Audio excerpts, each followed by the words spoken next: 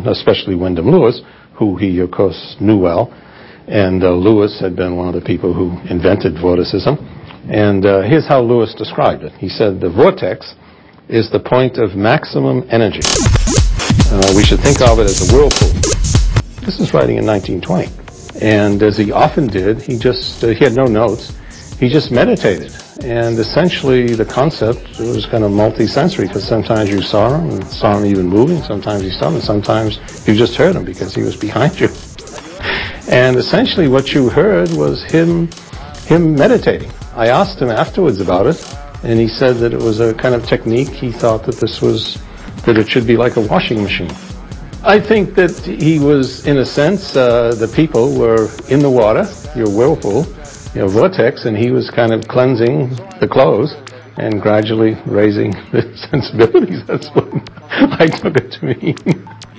So then, to tell you just another story, same place at Rice, we invited Northrop Frye later just to give a talk. I was then in the English department, and of course was completely unknown, and said to Frye at lunch, because I was just a young person invited to meet the masters, you know, and I said to Frye, I said, what do you and your colleagues make of McLuhan? And he gave me just a very straightforward answer. I mean, there was no sense of controversy, or he just was absolutely matter of fact. But later, I thought it was a great tribute to McLuhan. He said, I avoid him. And I said, oh, and he said, well, you have to understand. He said, he meets you, and he said, he begins talking, and he said, 90%, 95% is new. And he said, you've never heard it before. And he said the next day, it's still new. There's another 95% coming. And he said, you just can't stand that. He said, you have to write your own work and teach. He said, you just can't. He said, it all sounds possible. And he said, you just can't subject yourself to that. And he said it in just a matter-of-fact way, not meaning it as a put-down or as a commentary of saying he's important. He just deliver that kind of in a matter-of-fact voice. You know. So then McLuhan was 68, and McLuhan gave this talk at which I think was probably one of his most important. It was called Environment, Anti-Environment. It was done at, I think it was Vision 65, probably 65.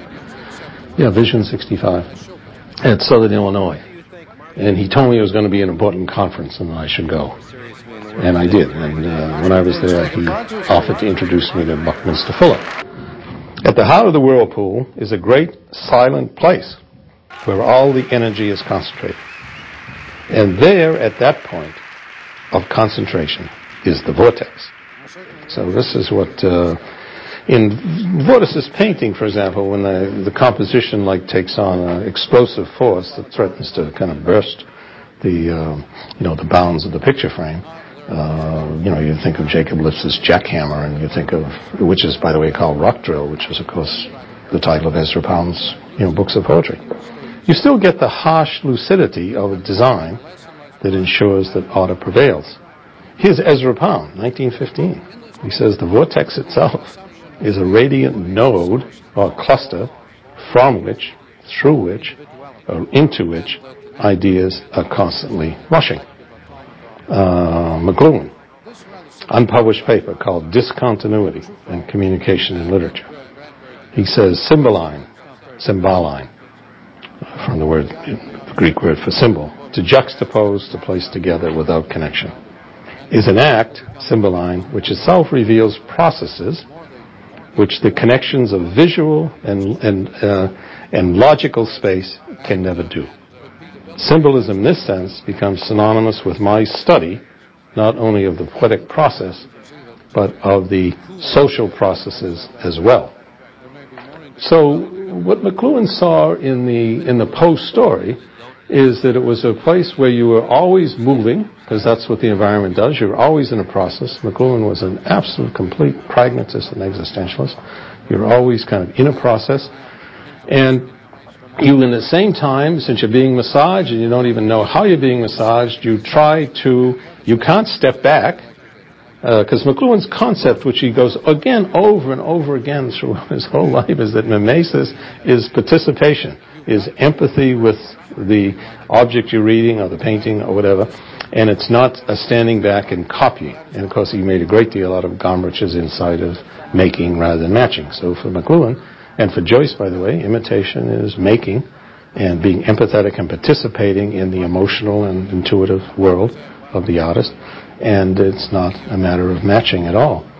So McLuhan saw that as the perfect description. For example, all the books in the world can be put on a single desktop, 20 million. 20 million books can now be put open every page on a single desktop by microfilm. The sort of things that are happening make that picture, that Truffaut picture, look rather obsolete. They still think of books as made as bound paper objects, but in the new microfilm age, microcard age and so on, the book is taking on a totally new meaning. In the age of Xerox, the book takes on a totally new meaning. It becomes an information service. It ceases to be a package. The book is no longer a package. It's information service.